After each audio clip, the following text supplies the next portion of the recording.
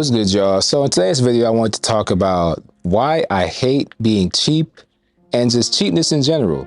So let's get into it. Now, I think we all know a person or somebody who just never wants to spend money on quality things. They're always trying to seek out the cheapest possible option. I don't like that. Let me give you some reasons why I just hate cheapness. Number one, you always end up spending more. When you're cheap, especially nowadays with like online shopping, with secondhand marketplaces, things like that, a lot of these people will put up fake things that are priced really cheap, and that's how a lot of people get scammed out of their money. They try to buy the cheapest option.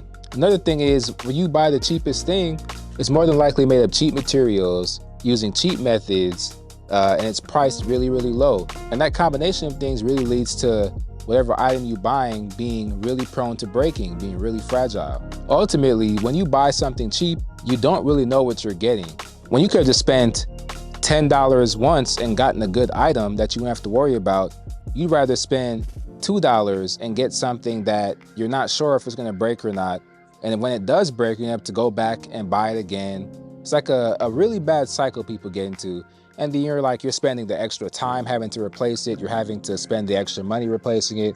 And ultimately, if you're just gone with the better option in the beginning, you wouldn't have had to deal with that. And finally, the third reason why I hate cheapness is, once again, tying into number two, it's like, you know you're gonna have to replace it at some point, and it's not gonna take very long. And I'm not just talking about in terms of it breaking. I mean, like, you'll probably buy it and then realize it doesn't work the way that you need it to.